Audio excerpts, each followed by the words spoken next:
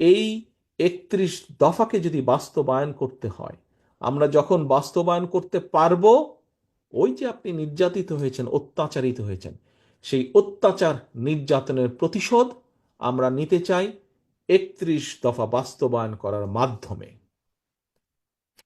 31 দফা দেশ এবং জনগণের পক্ষে 31 দফা বাস্তবায়ন করার মাধ্যমে আমি আমার উপরে যে অত্যাচার হয়েছে, নির্যাতন হয়েছে, যে জেল জুলুম খেটেছি, আমার মায়ের উপরে যে জেল জুলুম হয়েছে, আমার ভাইকে যেভাবে হত্যা করা হয়েছে, তার প্রতিশোধ আমি নিতে চাই 31 দফা বাস্তবায়নের সাথে। এখন আমার এই পলিসির সাথে আপনারা কারা কারা একমত, দয়া করে যদি হাত তুলেন কষ্ট করে।